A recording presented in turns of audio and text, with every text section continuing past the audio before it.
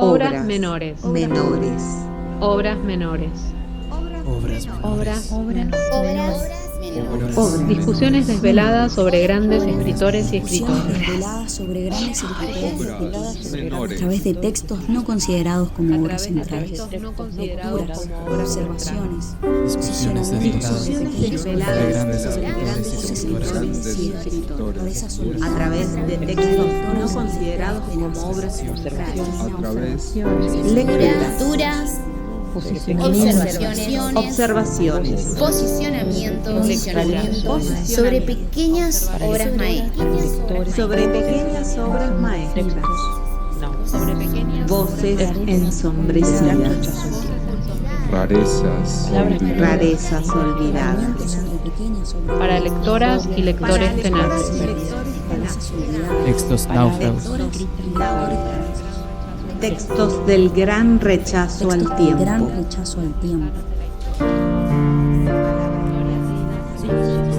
Palabras perdidas en islas lejanas de la historia. Historias de islas lejanas perdidas en las palabras.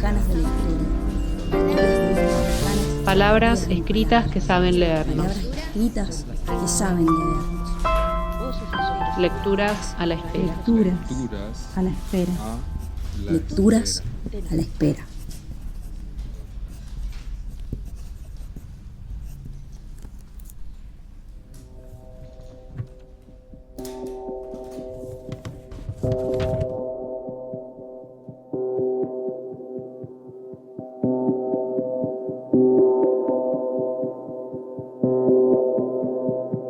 Buenos días, buenas noches, buenas tardes o a la hora que nos escuchen. Estamos en un nuevo programa de Obras Menores, una segunda edición de esta capa especial que dedicamos con Ramiro como invitado a el futuro de la ciencia ficción, un título gigante pero creemos acertado al menos en intención. ¿Cómo estás, Ramiro? Hola, Loro, ¿cómo estás? Por acá todo muy bien, che. Muy bien, acá disfrutando una noche en el fin del mundo y vos en Mendoza, supongo que con calores tremendos y yo con fríos muy intensos también. Calores tremendos y lluvias, tormentas, tropicales, lindísimo. Oh, hermoso, bueno, bastante utópico nuestras condiciones que nos rodean y me parece que son justas para la empresa que vamos a acercarnos ahora, que es hablar nada más y nada menos que del gran Ted Chiang, un autor que no sé si hace falta tanto introducirlo, por suerte es un autor que ha sido muy detectado por los lectores de ciencia ficción y también por los lectores de ficción en general, un autor muy particular porque de 30 años que lleva como escritor activo, solo ha escrito 19 relatos. Es un autor que se toma su tiempo y que su primer libro editado es La historia de tu vida, lo cual ha sido como una revolución sin precedente en la ciencia ficción, que ha ganado muchísimos premios de los más prestigiosos del género, y luego de ese libro maravilloso que vamos a hablar mucho, pasaron muchos años, creo que 15 años o por ahí, y hasta que salió su nuevo libro, su esperadísimo nuevo libro que se llama Exhalación, otro libro de relatos. Es hasta ahora un autor de relatos, si bien en Exhalación hay un par de novelas cortas. Así que nada, esta es toda su obra y vamos a ver cuándo saldrá algo más. Creo que se espera. No sé vos, Ramiro, si estás esperando más de él o estás cómodo y más que cómodo, si estás todavía como macerando y masticando la información dada por estos relatos. En el caso del Ted Chiang es lindo e interesante porque cuando él escribe algo, sobre todo con su primer libro, uno tiene la bondad de que uno puede esperar 15 años más, porque en esos 15 años hay muchos autores que abrevaron de esa fuente y están escribiendo cosas increíbles, impulsados por este verbo que tiene este hombre, que es tan particular, ¿no? Y que la verdad que sí, que a la ciencia ficción le ha hecho un bien insospechado, porque es un tipo tan particular. No es sin precedentes su literatura, pero sí es una literatura nueva y una ciencia ficción que no juega en los extremos. Es decir, no es solamente especulativa, no es solamente entretenida y no es solamente sentimental. Es todo a la vez y hecho con una maestría y con una delicadeza que quizás le viene por el lado de la China, del Oriente, digamos. Sí. Porque hay dos autores famosos en este momento que tienen esa particularidad de ser occidentales, pero con una rama china muy, muy fuerte, que es Ted Chiang y Chen Liu, que si bien no son muy parecidos, los dos escriben ciencia ficción o fantasía, más que nada se ha ido Chen Liu hacia ese lado, pero tienen esa cuestión oriental que a nosotros no nos gusta tanto, porque cuando está bien manejada la verdad que es muy delicada, es muy linda, muy disfrutable. Sí, yo creo que la delicadeza y la precisión son dos características muy propias de su obra, pero también yo quiero partir así como de alguna dificultad, más que de elogios, porque si nos vamos a detener en elogios es como que no seríamos los primeros en darlos y tampoco sería una conversación que dure menos de semanas enteras, digamos, porque la verdad que sus puntos álgidos son tan ricos que podríamos estar y aburrir en elogios. Por ahí el mejor elogio para un escritor siempre es ir a leerlo, si es que no lo han hecho.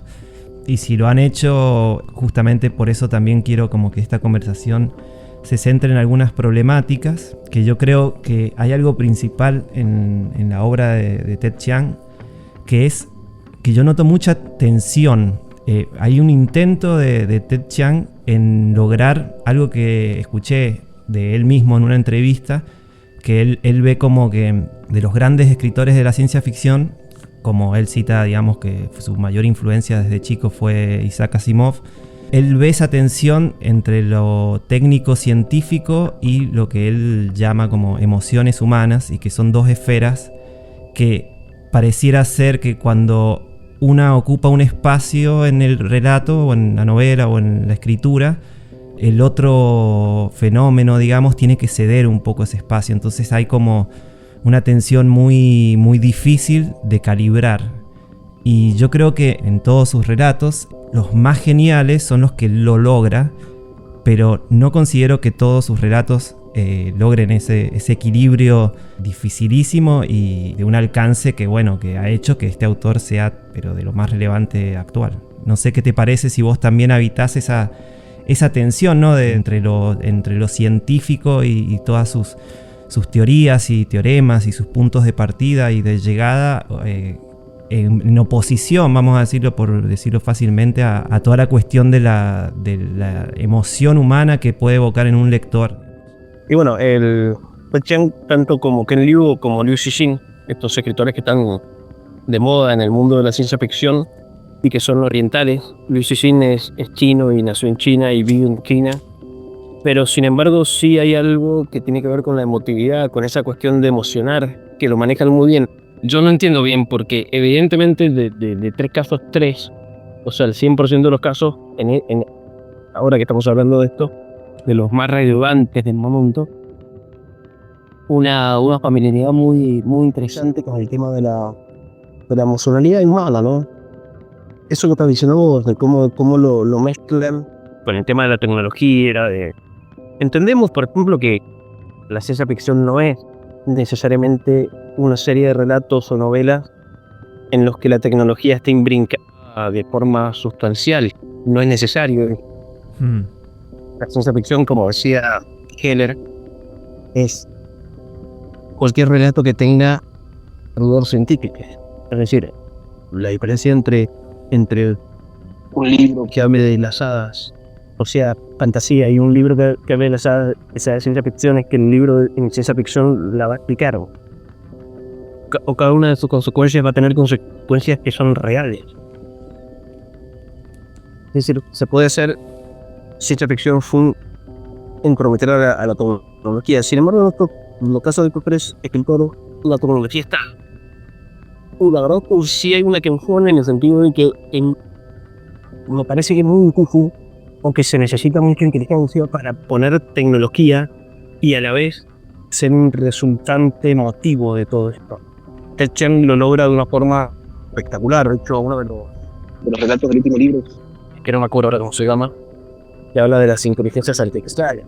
Sí, la novela que mencionás es el ciclo de vida de los elementos de software, que es como su novela más larga, digamos, que se incluye en Exhalación.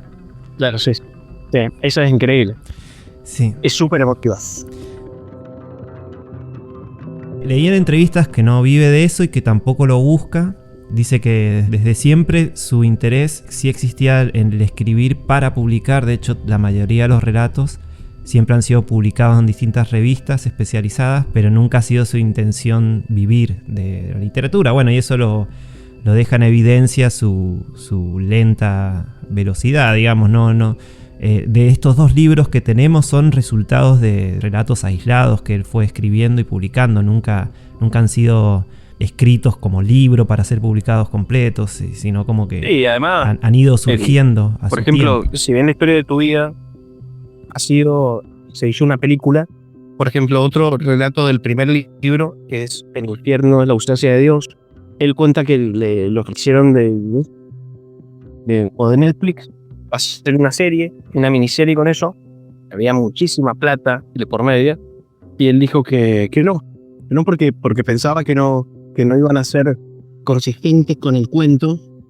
Entonces, bueno, prefirió ser leal a su escritura que antes que ganar plata por el tema. Sí, o sea, debe ganar plata con el tema, ¿no es cierto? Porque, sí. Pero sin embargo, bueno, claro, hasta donde yo sabía exactamente eso, no vive de la literatura. No, y creo que hace muy bien en el sentido de que todos los que hemos leído los libros, yo he estado como leyendo muchas reseñas más especializadas o simple opiniones de lectores en Goodreads o en distintos foros. Todos coincidimos que sus relatos son irregulares, o sea, como que hay textos que todos coincidimos que son increíbles, son perfectos y lo ponen en el lugar que tiene de prestigio. Y tiene muchos otros relatos que son como tal vez como mucho más tímidos o incluso mucho más caprichosos. Hay textos que son de 3 páginas en el cual son enteramente técnicos y como que él quería decir esas cosas que claramente, digamos, en un sector de industria literaria son textos que no funcionan, digamos. No lo digo que no funcione el texto en sí, pero para el mercado es como difícil para un lector, digamos, encontrarse con esa diversidad dentro de un libro. Bueno, pero ahora, si tenemos en cuenta que tiene solamente 2 libros, y de los 2 libros, no sé cuántos relatos tienen, ni en el primero ni en el segundo, no me acuerdo, pero podemos decir que de los 2 libros podemos sacar 5 grandes cuentos. La verdad que habla de una regularidad de excelencia mucho más grande que incluso de los grandes escritores, que tienen 17 libros, de los cuales podemos sacar 15 relatos excelentes. En este caso podemos sacar 5 de los 2, pero que es una locura, es muchísimo, quiero decir. Se nota lo que vos decías de el tipo se toma su tiempo, y si tiene que estar 10 años escribiendo un cuento, lo hará, y no le importa, y está muy bien. Y además hay que tener en cuenta también lo siguiente. Recuerdo una entrevista que le hicieron a Denzel Washington, que la intromisión de algo. No, excelente. Pero estaba interesante lo que decía, porque la entrevistadora le pareciera que lo quiere picañear y le dice: sabemos que ha sido nominado, no sé, digamos, 7 veces al Oscar, pero solamente lo ganaste 1. Y el tipo le dice: está bien, pero digamos que tener la posibilidad de ganar 6 veces es muchísimo más de lo que la gran mayoría de las personas tienen en su vida, porque significa haber llegado al punto tal en el que estás en esa esfera en la que podés ser el ganador, has llegado a una cierta excelencia. Sí. Entonces lo mismo pasa con este tipo. Está bien, los cuentos no son todos igual de parejos, por supuesto que no, pero sin embargo todos están en esa estratosfera en la que pueden ser, es decir, son tan buenos los buenos que los otros parecen malos, pero poniendo los otros al lado de cuentos de otros escritores que también son muy buenos, son excelentes. Lo que pasa es que los buenos de Ted Chiang son tan buenos que opacan a los que no... Es que el tema es que cuando él es bueno, realmente es muy bueno, es el mejor. Sí, eso en cierto sentido. Eso iba a mencionar, que empecé con una tensión que la hablamos y no puedo no ir a la segunda, que para mí es la gran problemática que tiene la obra de Ted Chiang. El mayor y tal vez el único problema que tiene la obra de Ted Chiang es que escribió la historia de tu vida. Creo que ese cuento es tan bueno, es tan perfecto. Es que nosotros como lectores no podemos poner esa vara como un monstruo que nos acecha. Es dificilísimo, digamos, seguir leyendo después de ese cuento. Y eso, como bien decís, opaca el resto de la obra a un nivel tal que sus otros 4, que yo también coincido que para mí son 5 cuentos, sus grandes cuentos desde al menos mi lectura, son pero brillantes. O sea, tal vez estarían entre mis relatos favoritos dentro de la ciencia ficción, pero sin embargo es como que le falta ese grado casi como inasible de logro que hizo ese relato, que ni siquiera vamos a mencionar de qué se trata porque probablemente sea el texto más conocido, pero bueno. Bueno, pero vale la pena hablar un poco de ese texto porque es un poco la médula de la obra de él.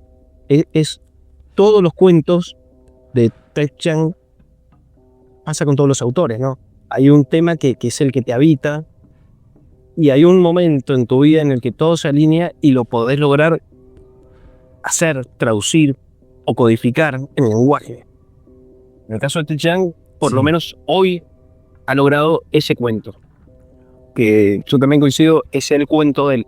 Y no sea el cuento que personalmente más me conmueva, quizás sí, no digo que no, pero el tema es que sin duda literariamente es el mejor cuento que tiene, pero lejos además, por mucho. Sí. Es un cuento que es que primero no se parece a nada, ¿cierto? Si uno le dijera a cualquier persona, tenés que ser un cuento brillante, emotivo, sobre todo emotivo, pero que la sustancia sea la lingüística, te están poniendo en un problema, porque ¿cómo haces de la lingüística algo que sea divertido? Puede ser difícil, muy difícil que sea divertido, porque siempre es una cuestión muy técnica, pero puede ser divertido. Ahora, sentimental, y además este cuento no es sentimental más o menos, es súper sentimental. Sí, tal cual. Yo creo que no paso el primer párrafo sin que se me caigan un par de lágrimas. Sí. Es que no se puede. Sobre todo cuando ya entendés, cuando ya sabes cómo es el relato, ¿no? Porque al principio, ese primer párrafo, que alguna vez lo hablamos, es raro. La primera lectura es rara, porque hay esos cambios verbales de tiempo, quiero decir, que al principio, si uno lo lee con un poco de atención, te llaman la atención. Te dicen, che, ¿qué está pasando acá? Mira, se ha equivocado. Y ahora no sabe lo que escribe. Lo que vamos a hacer ahora es justamente escuchar este primer fragmento de este cuento magnífico. Así quienes nos escuchan pueden tener también su propia lectura y ahí continuamos con nuestras apreciaciones.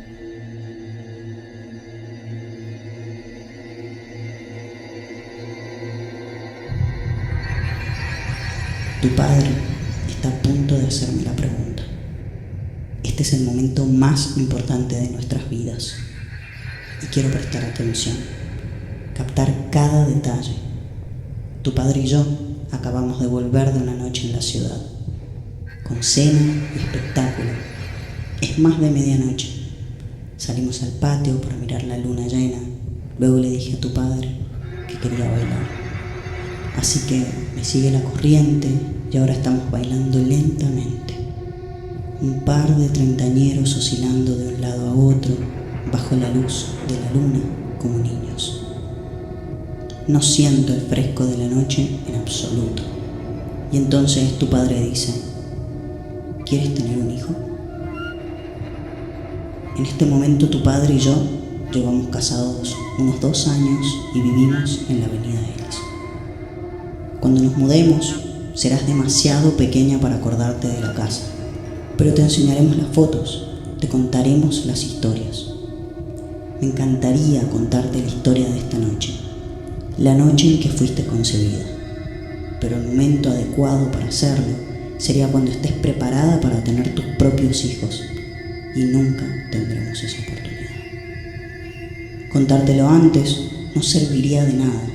Durante la mayor parte de tu vida no tendrás paciencia para escuchar una historia tan romántica o cursi, como dirías vos. Recuerdo la idea sobre tu origen que me sugerirás cuando tengas 12 años. La única razón por la que me tuviste fue para poder conseguir una criada a la que no tuvieses que pagar, dirás con amargura, sacando la aspiradora del cuarto de las escobas. Efectivamente, diré yo. Hace 13 años supe que las alfombras necesitarían que alguien pasara la aspiradora más o menos por estas fechas, y tener un hijo parecía ser la forma más barata y fácil de solucionar el problema. Ahora ponte a ello, si eres tan amable. Si no fueras mi madre, esto sería ilegal, dirás, indignada mientras desenrollas el cable y lo metes en el enchufe. Eso será en la casa de la calle Belmont. Yo viviré para ver a desconocidos ocupando ambas casas, aquella en la que fuiste concebida y aquella en la que creciste. Tu padre y yo venderemos la primera un par de años después de tu llegada. Yo venderé la segunda poco después de tu partida. Para entonces, Nelson y yo nos habremos mudado a nuestra granja. Y tu padre estará viviendo con esa mujer. Sé cómo termina esta historia. Pienso mucho en ello. También pienso mucho en cómo comenzó. Hace solo unos años, cuando unas naves aparecieron en órbita y unos artefactos aparecieron en las praderas. El gobierno apenas dijo nada sobre ellos, mientras que la prensa amarilla no dejó casi nada sin decir. Y entonces recibí una llamada telefónica, la petición de una reunión.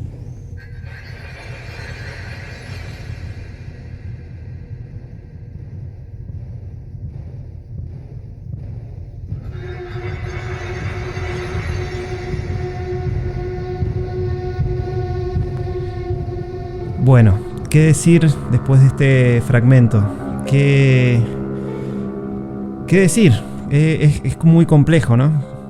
Sí, bueno, lo que se puede decir de entrada es hay que tener en cuenta las apariciones de... Por más que parezca muy formal y muy académico decirlo, pero sin embargo este cuento lo requiere y después lo justifica. Sí. El tema de los tiempos verbales. Empieza con un presente perfecto, digamos perfecto en todos los sentidos de la palabra, desde el lingüístico hasta el real, el pragmático. Pasa por un pasado, después en algún momento hay un futuro, hay oraciones en las que se mezcla. Por ejemplo, hay una que se acaba de escuchar que dice: lo sé porque lo he escuchado innumerables veces. En lo sé es presente y lo he escuchado es un pretérito imperfecto, es decir, está el presente y el pasado. Y ese juego, que parece un juego al principio, es algo que va generando un mundo de significación que realmente nos pone en jaque a todos, porque calculo que no hay nadie, o serán pocos los benditos, que no han tenido la oportunidad de perder a alguien, es decir, que se le muera a una persona querida, y este tipo de planteos que generalmente terminan para nosotros en un desconsuelo, porque la verdad que la muerte es, por más de que uno tenga la creencia que tenga, en el fondo, creo que en un fondo muy esencial, no, la muerte es algo, yo no sé si es triste de por sí. El problema que tenemos con la muerte, y discúlpenme la digresión, es que nosotros somos máquinas perfeccionadas y absolutamente profesionales para encontrarle sentido a todo. Tenemos patologías que nos hacen encontrarle sentido a las cosas, como la pareidolia, que es eso que cuando vemos figuras que es de una pared con un revoque que no sea liso, encontramos caras, cuerpos, imágenes. Eso es la pareidolia. Es decir, encontramos sentido hasta lo que no tiene sentido. Sin embargo, la muerte, para nosotros, los profesionales de encontrar el sentido de las cosas, no tiene sentido. Y por eso es ese gran tema. Es el gran tema del relato, claro que sí. Y a mí lo que me conmueve especialmente, de que ha sabido transmitir el fenómeno tal vez más profundo y de un modo muy bello y muy conmovedor, que es qué nos hace vivir alguien que ya no vive entre nosotros. Y creo que él lo haya puesto de esta manera tan inteligente por una construcción, pero que logre transmitirnos realmente lo que sentimos todos al habitar una ausencia, es justamente eso, y creo que es el planteo del texto, que es la pérdida total de cualquier dirección temporal. En este caso, digamos, también podríamos decir como una pérdida física o espacial, pero es donde esas personas que nos son ausentes en un plano, cómo nos habitan en distintos tiempos, y creo que es maravilloso el texto porque no podría ser tan genial si no tratara este tema tan difícil, y que de hecho que la historia de la literatura es el tema o uno de sus grandes temas, uno de sus grandes tal vez dos temas, que sería, no sé, la muerte y el amor, digamos. Creo que ahí es donde está la genialidad explotadísima de este texto, que es como se metió en lo más cercano y nos lo hizo ver de un modo nuevo, cuando es algo que nos habita constantemente. Entonces es muy difícil lograr eso, y es muy difícil para nosotros como lectores tener esa sensación, ¿no? De que un texto que nos abra una realidad nueva del cual venimos, digamos, y sigo jugando con los tiempos como lo hace este texto. Bueno, para mí la gran revolución de este texto es plantear de una forma objetiva, es decir, de una forma literaria, discursiva, algo que quizás antes de este cuento parecía imposible, y eso que, ojo, lo intentaron de alguna forma muchos, y los mejores. No sé, recurro al caso de Borges. Él siempre tuvo una obsesión con el tiempo, pero que los mejores siempre tuvieron una obsesión con el tiempo. En busca del tiempo perdido de Proust está en el título. En la busca de ese tiempo que se ha perdido, ¿no es cierto? Es intentar entender qué es lo que pasó, por qué somos lo que somos. Sin embargo, este texto va más allá todavía y hace uso libre y de una facilidad que, claro, cuando uno la lee hasta puede llegar a parecer fácil, de que hay modalidades del tiempo, ¿no es cierto? Y una es la del tiempo como lo veíamos nosotros, es decir, causal. Esta causa conlleva esta consecuencia y así se disemina el tiempo. La otra es la que las religiones llaman, o por lo menos este término particular es bien cristiano, la eternidad, que es otra forma de vivir el tiempo. Sí. Es una forma a la que nosotros no podemos recurrir. Nosotros somos causales, somos binarios, digamos. Pero el tiempo tiene esa posibilidad, aparentemente, de ser vivido de forma total. Y acá surgen un par de cosas con el cuento que hacen que el cuento tenga esa complejidad, ¿no es cierto? Por ejemplo, estos heptópodos, que son los seres que llegan a la Tierra, y esta mujer que se llama Banks, de apellido, pero no acuerdo el nombre, que ella es una lingüista y va aprendiendo el lenguaje de ellos, escrito, porque hablarlo no puede por una cuestión física. No tenemos las cuerdas vocales, no tenemos el aparato para hablarlo, pero sí para entenderlo a nivel escrito, pero son ideogramas. Ahora, estos ideogramas, por ejemplo, son circulares. Siempre son un círculo. Siempre. No hay ideogramas que no sean circulares. Cual también es bellísimo a nivel literario, filosófico, si querés. Porque el tiempo para estos seres es circular. El tiempo es una eternidad. Entonces, por ejemplo, y hay otra cosa más. A medida que ella va aprendiendo el lenguaje de los heptópodos, los correlatos de su hija, que ya murió, se van intrincando en la trama, pero siempre de un modo presente, es decir, siempre con el verbo en presente, que también es bellísimo. Ahora, si uno lo puede entender o no en el momento en el que lo lee, es una cosa, pero no importa mucho, porque intuitivamente uno lo entiende y eso emociona.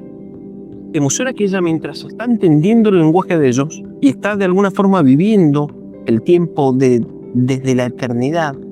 Por eso principio, el primer párrafo, se mezcla el presente, el pasado, el futuro, porque no hay una diferencia si uno lo vive desde la eternidad. El presente es el pasado es el futuro, y así, no hay una diferencia real. Entonces, mientras ella va descubriendo, va comprendiendo este lenguaje, que la hace vivir el tiempo de forma desde la eternidad y no desde la consecución, los pasajes de la historia de la hija se van embrincando de forma presente. No pasan en pasado, no pasan en futuro, pasan en presente. Ella los vive o los revive, porque no es que lo hace conscientemente, pero empieza a vivir, a experimentar el tiempo de una forma distinta, y solo a través del lenguaje.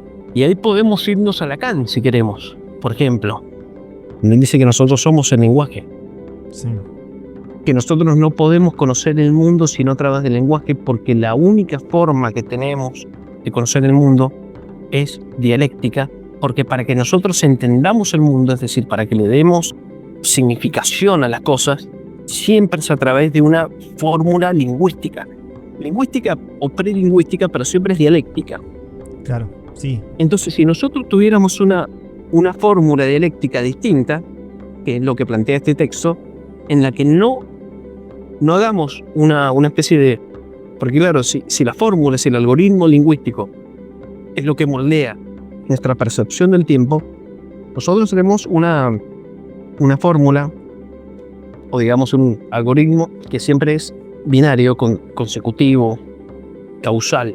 Ahora, si nosotros tuviéramos un lenguaje, es decir, tuviéramos un algoritmo, una esencialidad que respetara otro tipo de términos, que en este caso es el de la eternidad, podríamos convivir con nuestro tiempo como si fuera eterno, como si fuéramos seres eternos, aunque tengamos una fecha de caducidad. No importa, es que para la eternidad no importa que algo tenga principio y fin, porque lo estás viendo desde el todo a la vez.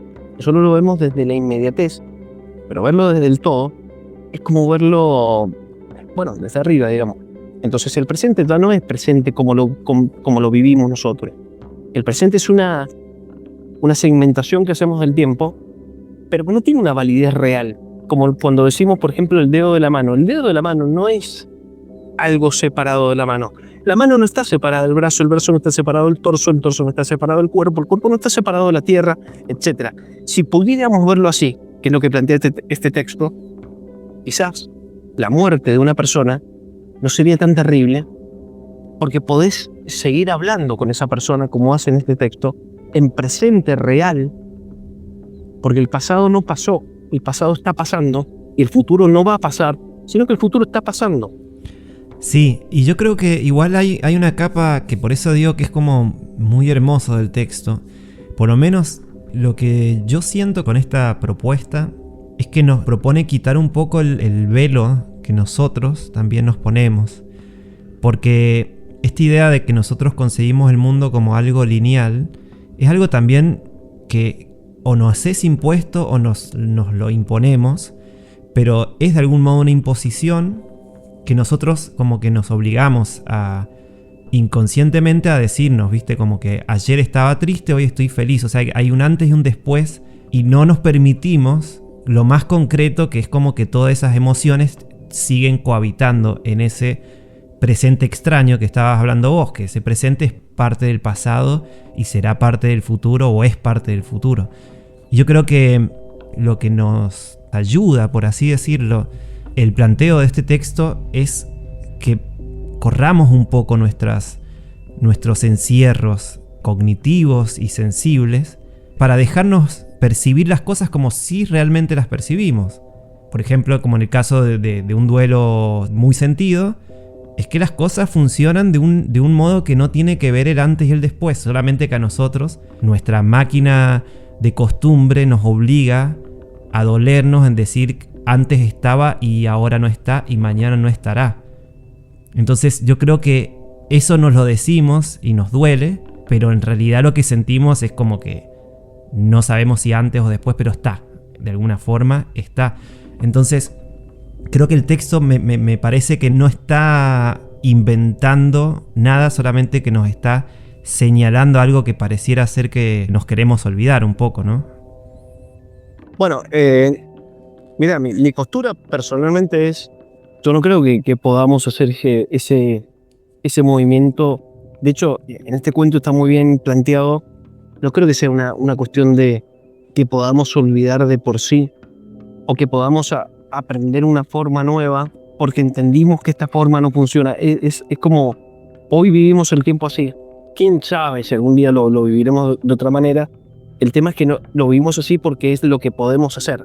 No es que tenemos hoy la capacidad de pronto vivir el tiempo de una forma eterna, digamos. Yo creo que no podemos, no es una cuestión de que si queremos lo hacemos. No tenemos la... Sí, no me refiero tal vez... Tenemos el hardware. Claro, no me refiero al extremo del poder o de conjugar todos los tiempos, pero yo creo que también somos un poco... Claro, pero vos dijiste imposición, y yo no creo que sea una imposición. Tampoco es una costumbre, es lo que podemos. Siempre estamos al borde de lo que podemos, siempre. Y venimos evolucionando de una forma muy evidente, pero yo no creo que sea algo ni impuesto ni... Es decir, siempre estamos al as de la lanza. Sí. En el momento en el que podamos realmente vivir el tiempo así, lo haremos. Sí, pero ahora, por ejemplo, hoy no podemos. No, pero te doy un ejemplo, tal vez, es que yo estoy pensando tal vez en sectores un poco más blandos, o sea, como de tal vez de estirar un poco más el campo, que es, por ejemplo, Ramiro se encuentra llorando por alguien que falleció. Y Ramiro, probablemente, no digo que todos los Ramiros del mundo, pero se diga de que está llorando que estaba y ya no está, y entonces eso pone a esa situación como en un pasado que te hace doler. Si esa persona se encuentra llorando por algo que en teoría pertenece al campo del pasado, ¿qué hace llorando, digamos? ¿Qué hace afectado por algo que ya desapareció?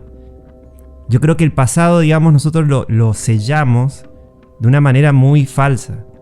Porque si hay algo que nos conmueve, que corresponde linealmente o cronológicamente a un tiempo ya vivido y nos sigue conmoviendo, hay un sector del presente que está ahí latente. A eso me refiero con que cuando nosotros habitamos, sobre todo en casos fuertes, como puede ser una pérdida de un ser amado, creo que hay muchas zonas donde los límites un poco se confunden o se funden, para entender o dejar de entender, digamos, que lo pasado es algo que está cercenado en el tiempo y que está en otro lugar. Porque si estuviera en otro lugar, nosotros no estaríamos afectados por eso. O sea, yo creo que algo pasado realmente no existiría para nosotros. A nivel, digamos, sensible, cognitivo, eso no existe. Ya no está. Realmente ya no está. Pero nosotros habitamos un montón de confusiones temporales. Y creo que eso es lo bello y eso creo que es un poco lo que apunta el texto. Claro, bueno, está bien, pero como más lineales, no nos duele el hecho de que la persona... O sea, sí nos duele el hecho de que la persona murió, ¿no es cierto? Pero lo que nos duele es el presente sin esa persona. No es en sí el hecho de que la persona murió. Es el presente de ahora sin esa persona. Que no es lo mismo, no, porque hay que hacer la diferencia, pero precisamente porque somos personas, somos gente, somos una especie que vive el tiempo de forma lineal. Entonces no es tanto que murió, es que ahora no está. Sí. Y eso es lo que duele. Sí, pero viste, por ejemplo, que estaba esa diferenciación antes entre Cronos y Kairos, y que como que claramente triunfó en nuestro entendimiento el dios Cronos, y con todo lo que es lo cronológico, entender las cosas de un modo cronológico. Pero la idea de la cairología, de decir, bueno, lo que nos conforman no son tiempos y linealidades de ese tiempo, sino sucesos, digamos, fenómenos que van aconteciendo.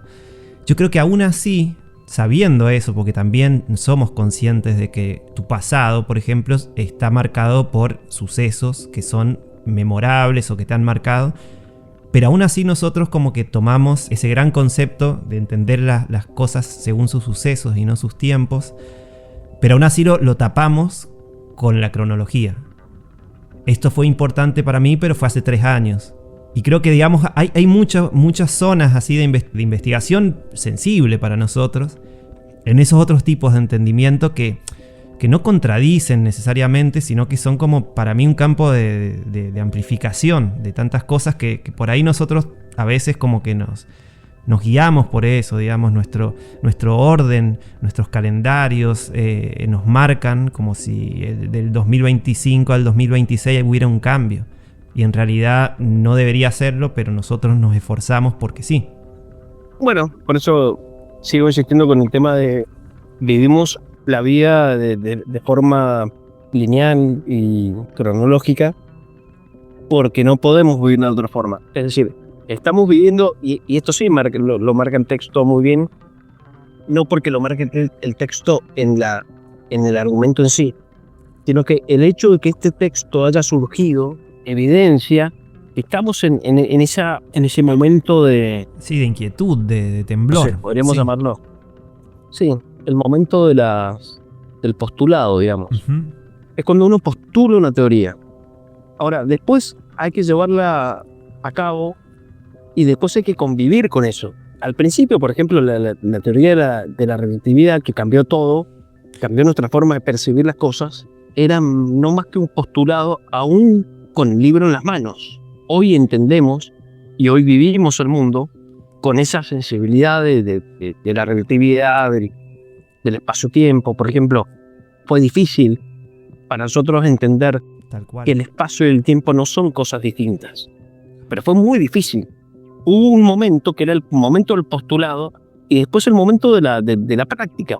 Entonces, evidentemente estamos empezando a entender que el tiempo quizás se pueda vivir de forma distinta, pero no podemos decir que hoy lo podamos hacer, porque yo creo, y lo creo sinceramente, yo creo que no podemos vivir la vida de una forma que no sea cronológica. No podemos. No es una cuestión de intencionalidad.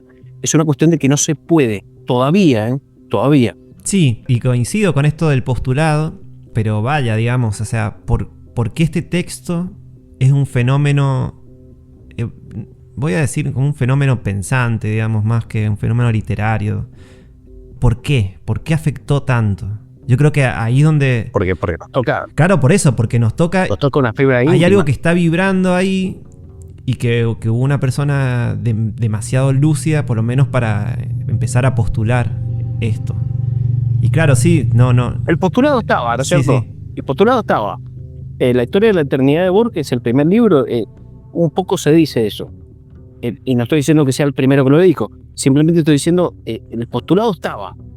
Ahora, una persona que lo llevó al plano de la literatura, es decir, convertirlo en un argumento, convertirlo en algo que podamos entenderlo como humano, eso ya es un avance, pero que hay que entender el avance de eso. Es decir, una cosa es que nosotros lo comprendamos de forma simbólica y otra cosa es que ya lo hayamos interiorizado tanto como para que podamos convertir este argumento en algo que tenga que ver con la condición humana. Es decir, en este cuento está ese postulado llevado directamente a un postulado humano y te está contando una historia de una persona a la que le pasó eso. O le pasará o le hubiese pasado, no importa. El tema es que ya empezamos a comprenderlo cada vez más. Empezamos a entenderlo cada vez más y empezamos a interiorizarnos cada vez más en ese tema. Y la verdad que el postulado que no lo inventó él, no lo inventó Chang, cada vez evidentemente lo estamos entendiendo cada vez más. Al principio era un ensayo. Heidegger también un poco se metió en ese tema. Sí. Pero el hecho de que ya haya un relato humano de todo esto es un avance a nivel tecnológico, entre comillas, enorme. Es como un acercamiento que realmente debería llamarnos la atención. Sí. Porque ya lo podemos vivir de otra forma, ¿no? Estamos cada vez acercándonos más. Sí, y sabes que como para salir un poco de este texto que es tan brillante como infinito, digamos, para pensarlo y discutirlo, yo creo que esto de los postulados y avances enormes ya por el solo hecho de planteárselos, creo que es una de las grandes premisas que está buscando esta persona, este escritor. Porque fíjate que cada texto parte de una premisa que él quiere como desarrollar. Como que lo veo como una especie de Tesla, así, buscando no inventar, sino como eso, indagar en paradigmas, en paradojas, en teoremas. Bueno, de hecho, me parece muy hermoso, que recomiendo que cualquiera que se haya interesado en este autor como que vaya a los libros y a las ediciones, porque los 2 libros en cada edición, Ted Chiang tiene como la humildad y también la sinceridad de agregar como a modo de epílogo de dónde nace, cuáles son sus intenciones con cada texto. Y ahí vemos claramente esa necesidad de indagar en postulados muy diferentes, ¿no? O sea, como hay un texto maravilloso, el primer texto de Exhalación, que se plantea los viajes en el tiempo, pero en el cual, saliendo de lo tan transitado por la ciencia ficción, nosotros visitando nuestros yo futuros o yo pasados, aún así puede que no cambiemos nada. O sea, como que hace como un choque ahí a la idea del libre albedrío y todas estas cuestiones. Y cada texto como que plantea eso, ¿no? Claro, el tipo tenía una visión de... Él tiene 2 o 3 zonas sensibles, 2 o 3 lugares comunes en su... No en su obra, sino en su pensar, en su discurrir. Y una es la del tiempo, sin duda. Bueno, o sea, la historia de tu vida, en el fondo... No en el fondo, también es eso, es el tiempo, ¿no es cierto? Lo que vos estás diciendo. Sí. Y la verdad que, insisto, venimos con ese tema desde siempre. O desde que nos hicimos la pregunta de ¿somos libres o no somos libres? Bueno, de hecho hay otro cuento en la historia de tu vida que habla de, ¿te acordás ese juguete que vos nunca podías anticipar? Sí, está en Exhalación, que es un cuento breve que es maravilloso. ¿En Exhalaciones? Sí. Yo pensé que era el Pronostic, el que de la luz, el que te hace la luz Sí, se llama Lo que se espera de nosotros, que es uno de mis cuentos favoritos de Exhalación. Muy simple, súper simple, a la vez muy complejo, que es el tema de, bueno, ese adminículo que nunca podías anticipar, jamás. Sí.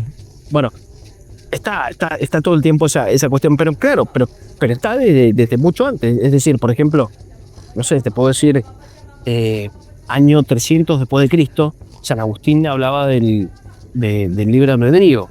Y está increíble lo que él dice del libre albedrío, porque uno dice, por ejemplo, San Agustín, creo yo personalmente que las mejores cosas que él escribió siempre fueron a modo de diálogo, como Platón, que él escribía diálogos.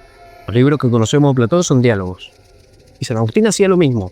No solamente eso, pero hizo muchísimo eso de dialogar, la mayéutica, digamos. Cuando hablaba del libre albedrío, un personaje, no recuerdo quién es, le dice, pero escúchame, si todo lo que hacemos está escrito, ¿cómo puede ser que tengamos libre albedrío? O sea, en todo caso tenemos la sensación de que estamos optando por esta opción y no por esta otra, pero en el fondo no es más que una sensación, es como el placer, digamos. Pero no somos realmente libres, porque si Dios sabe lo que va a pasar, entonces no somos libres. Y San Agustín le responde algo que es increíble y súper interesante, y le dice, no, está bien, de acuerdo.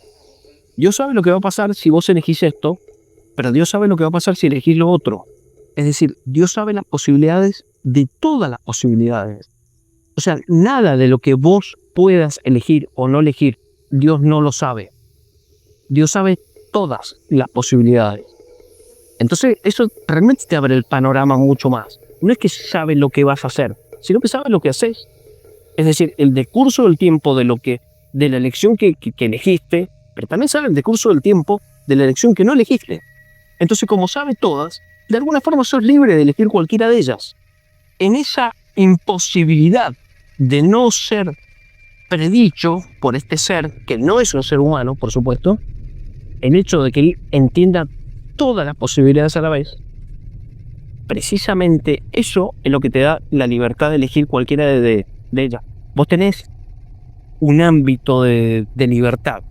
Bueno, esto es lo que se plantea muchísimo Ted Chiang, ¿no es cierto? Es decir, sí. y en este cuento en particular, muchísimo, y de una forma que yo creo un poco, es medio angustiante ese cuento. Sí. Es un poco...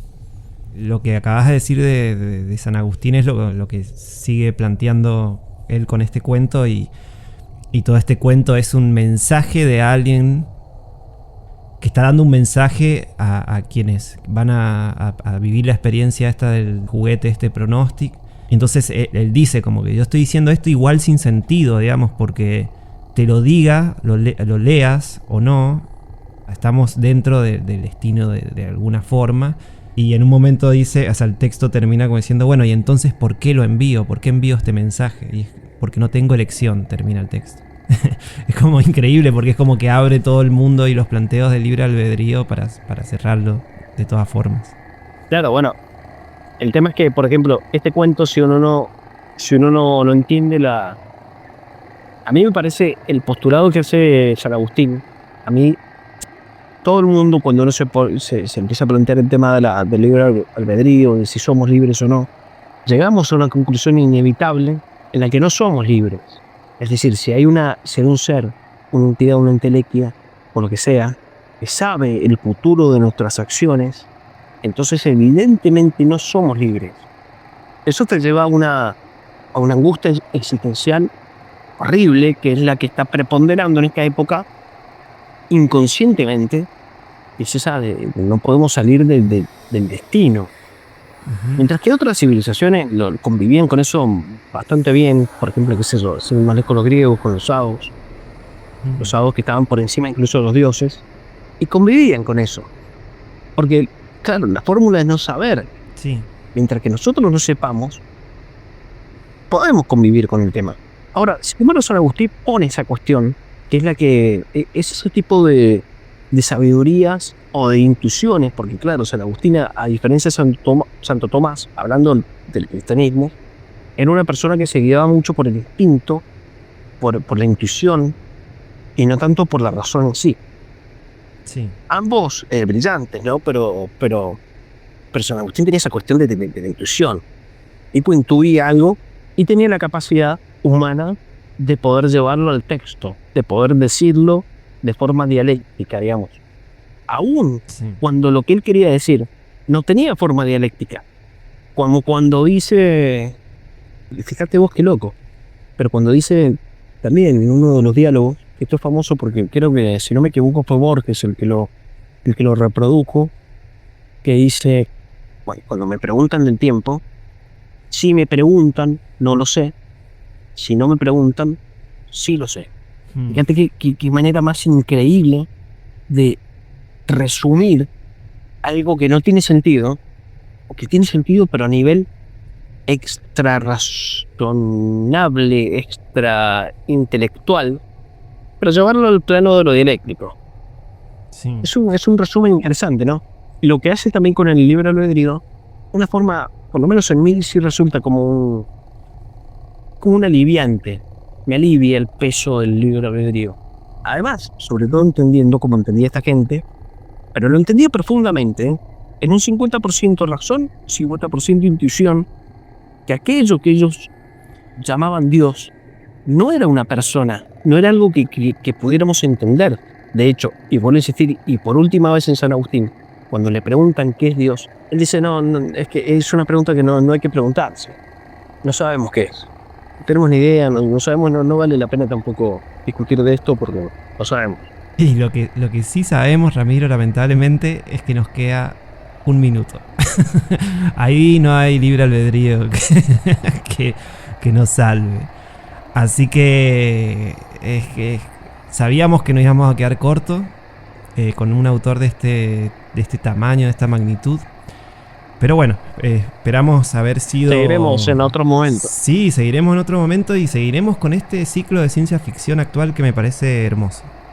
Te mando un abrazo hacia Mendoza y que estés muy bien. Bueno, abrazos hacia el fin del mundo y bueno, que sigamos con esto. Saludos. Y saludos a todos los que están escuchando. Eso, saludos, lectores.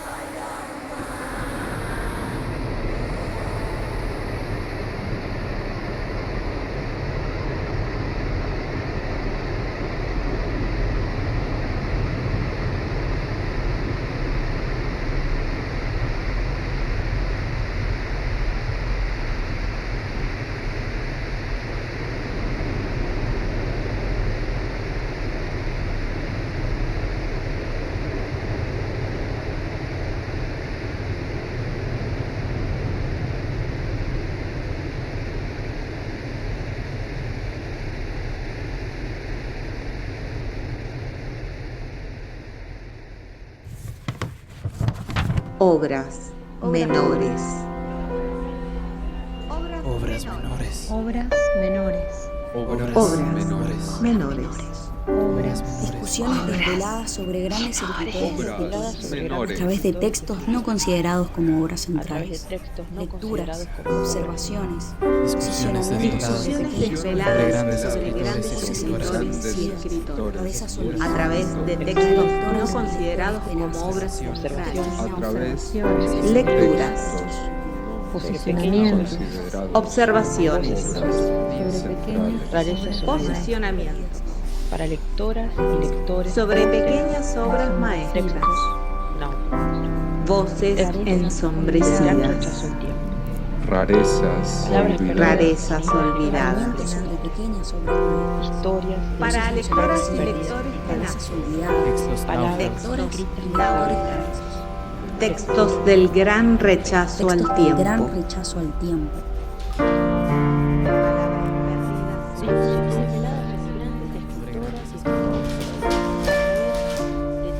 Historias de islas lejanas, perdidas en las palabras. Lejanas de la historia. Historias de islas lejanas perdidas en palabras. Palabras escritas que saben leernos. lecturas a la espera. Lecturas a la espera.